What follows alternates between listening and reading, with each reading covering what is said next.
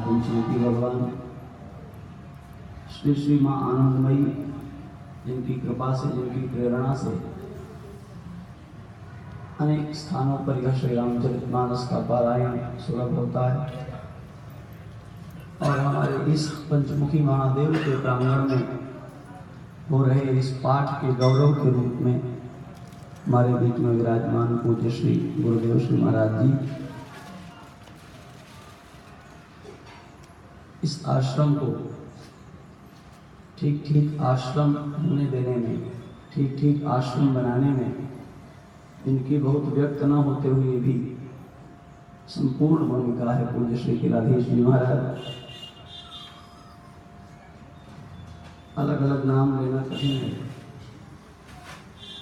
लेकिन शास्त्र कहते हैं कि अच्छे लोगों का नाम लेने से पुण्य होता है या अच्छे लोगों का नाम दोहराने से हमारे भीतर अच्छाई बढ़ती है।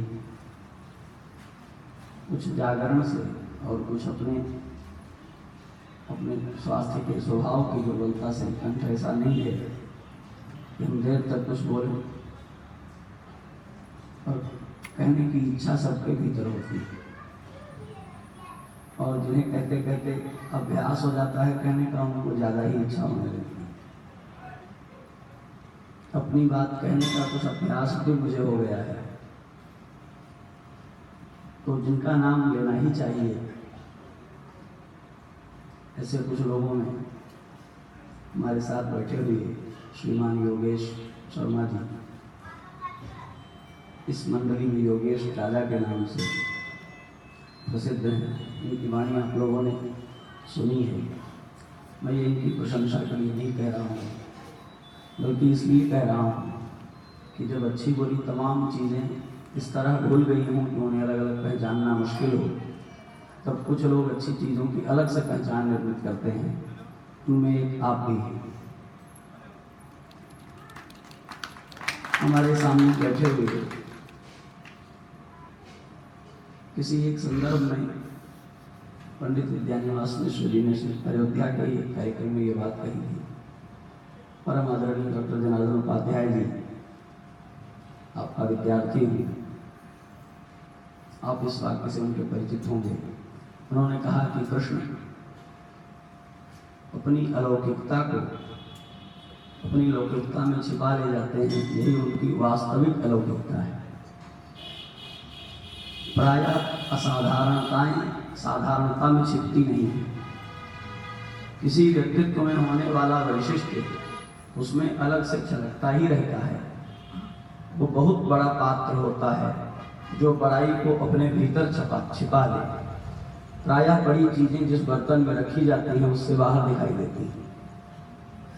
किसी में बड़प्पन हो ये हो सकता है पर वो दिखाई पड़ता रहता है। किसी में बड़प्पन हो पर वो उसमें छिप जाए, दिखाई न पड़े, वो वस्तुतः बड़ा है। पूज्य स्वामी विज्ञानानंद जी महाराज के संदर्भ में मैं इस बात का निवेदन कर रहा हूँ। पूज्य गुरुदेव श्री महाराज जी बारंबार आपकी प्रशंसा करते हैं अपनी साधुता से, अपनी वाणी से और अपने व्यक्तित्व की अनेक विशेषताओं से जो भरपूर है, और उसके बावजूद उन सब विशेषताओं को अपने भीतर अपनी पूरी साधारणता में समेट रखा है। श्रीमान योगेश फसील जी इस कार्यक्रम को श्री श्री आनंदमयी ने अपनी प्रेरणा से चलाया। आदरणीय दादा ने और आपके साथ के कुछ पुराने लोगों ने एक संस्था का रूप देकर इसे स्थापित कर दिया। किंतु बड़ी प्रसिद्ध बात है, प्यार के दो शब्द कह लेना सरल है, अंत तक उसका निभाना ही कठिन है। अच्छी बातों का संकल्प करना, अच्छी बातों के लिए तैयार होना जीवन में बहुत देखा जाता है, पर अच्छी बातों को स्वीकार करके जीवन भर बरतते रहना बहुत कठिन होता है। इस बात के लिए वजीर साहब का बारंबार साधुवाद करना चाहिए। कोई मंडल इस तरह सक्रियता से और सार्थकता से चल रहा है, उसमें इनकी बड़ी भूमिका है। सबके जीवन में जो भी कोई महत्वपूर्ण व्यक्ति होता है, उन सब के जीवन में जिनको ईश्वर ने कोई वैशिष्ट दिया है, उन सबके जीवन में प्राथमिकताएं अनेक हो जाती हैं और तब सबसे बड़ी चुनौती ये होती है कि हम किसको पहले चुनते हैं।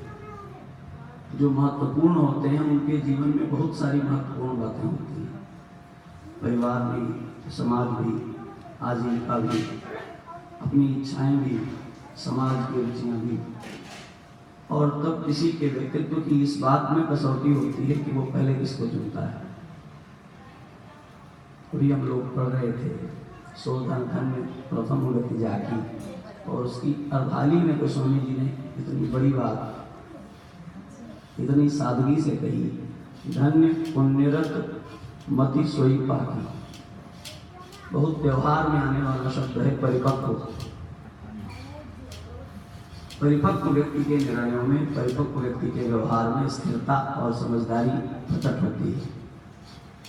संसार में जो जितना सफल है, जो जितनी भौतिक उन्नति कर रहा है, वो उतना समझदार, उतना परिपक्व माना जाता है।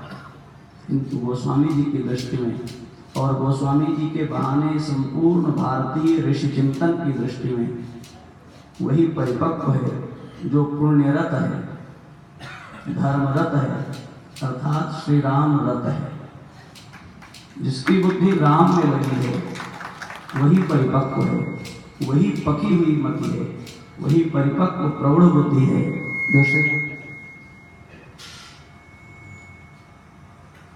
इस संपूर्ण परिवार के सदस्य हमारे सामने लाल जी बैठे हुए हैं, प्रसन्नता ये तबला बजाते हैं तब भी और नहीं बजाते हैं तब भी मानो बजा रहे होते हैं। आप ध्यान से देखेंगे, ये बात अनुभव करेंगे, कोई बजा रहा हो, पर ये जहाँ कहीं खाली भी बैठे होंगे, चाय भी पी रहे हों और तबला अच्छा बज रहा हो, तो ये वहाँ भी बजा रहे होते हैं। अपने कार्य के प्रति, अपनी कला के प्रति ऐसा एक भाव अपनी चेतना का स्थापित कर लेना है। जो भी लोग इस परिवार में बैठे हैं उन सबके प्रति बारंबार भगवान के चरणों में प्रार्थना करते हुए ये शुभकामना, आपकी निष्ठा चाहे संगीत के नाते राम जी में हो रही हो, चाहे राम जी के नाते संगीत में हो रही हो, ऐसा दोनों कारणों से होता है। सब लोग रामचरित सुनने में ही आनंदित नहीं होते, चित्त का अलग अलग आकार है। तो बहुत सारे लोग संगीत के कारण भी पसंद करते हैं इस पाठ को, और यही सफलता है संगीत की कि वो रामायण सुना ले जाए, रामचरित सुना ले जाए। रामचरित की विशेषता यह है कि उसको अनसुना तो किया जा सकता है, सुनकर उपेक्षित नहीं किया जा सकता है। हम कान पर हाथ धरकर निकल जाएं ये तो हो सकता है, पर वो कान में पड़ जाए और अपना काम नहीं करे, यह नहीं हो सकता है। गोस्वामी जी ने कहा सतपंच चौपाई मनोहर, वो कान में पड़ जाए तो अपना काम करे। यह मानस परिवार इस बात को लेकर बारंबार साधुवाद का पात्र है। उसके साथ ही जो लोग इसमें लगे हुए हैं इस उपक्रम में, जो प्रायः मंच पर तो नहीं दिखते और नेपथ्य में उनकी बड़ी गंभीर भूमिका रहती है। हमारे हरीश सूरी जी कहीं बैठे होंगे चित पर के, डरे रहते हैं कि कहीं हमारा नाम माइक से न बोल दिया जाए। ऐसा साधु व्यक्तित्व हमारे सामने श्री राघवेंद्र माधव जी, विनीता माधव जी हैं। और मैंने इनका परिचय कराया तो कहा ये चिंतक हैं, तो ये बड़े असहज हुए, इसको स्वीकार नहीं कर रहे थे। चिंता करना तो अच्छी बात नहीं है, तो चिंतन करना अच्छी बात है। मुश्किल यही है कि हम जीवन की आपाधापी में चिंतन करने के लिए समय नहीं पाते।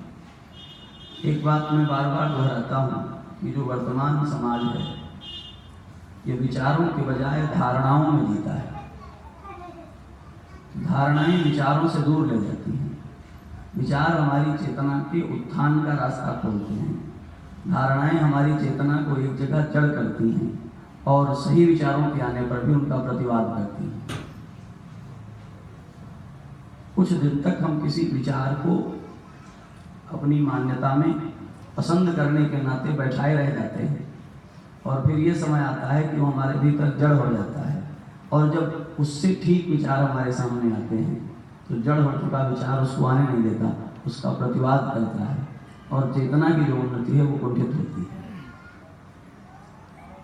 संसार के विषय में ये बात जानने की है कि ये साधन है, साध्य नहीं है। और साधन का चरित्र ये है कि उसे छूट जाना चाहिए।